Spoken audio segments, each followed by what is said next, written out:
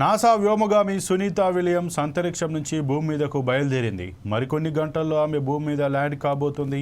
ఆమెతో పాటు మరో వ్యోమగామి బుచ్ విల్మోర్ కూడా రానున్నారు. ఇటీవల అంతరిక్షంలోకి వెళ్లిన పలువురు కూడా వారితో వస్తున్నారు. ఇందుకు సంబంధించిన దృశ్యాలను నాసా లైవ్ షో ఏర్పాటు చేసింది. సునీత విల్మోర్ను తీసుకొచ్చేందుకు రోదసీలోకి వెళ్లిన స్పేస్ ఎక్స్ వ్యోమనౌక క్రూ డ్రాగన్ ఆదివారం విజయవంతంగా భూకక్షలోకి చేరుకుంది.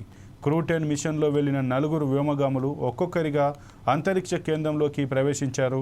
దీంతో సునీత రాకకు మార్గం సుగమమైంది. అమెరికా కాలమానం ప్రకారం మంగళవారం సాయంత్రం 5:57 ఫ్లోరిడా తీరానికి చేరువలో ఉన్న సముద్ర జలాల్లో స్పేస్ ఎక్స్ క్యాప్సూల్ దిగనుంది. అందులో నుంచి ఒక్కొక్కరిగా వ్యోమగాములను బయటకు తీసుకొస్తారని నాసా వెల్లడించింది. సునీత విల్మోర్తో పాటు మరో 2 వ్యోమగాములు కూడా భూమి మీదకు రానున్నారు. 2024 జూన్ 5న ప్రయోగించిన బోయింగ్ వ్యోమనౌక స్టార్ లైనర్లో సునీత విల్మోర్లు ఐఎస్ఎస్కు చేరుకున్నారు. షెడ్యూల్ ప్రకారం వారం రోజులకే సునీత విల్మోర్ భూమిని చేరుకోవాల్సి ఉంది.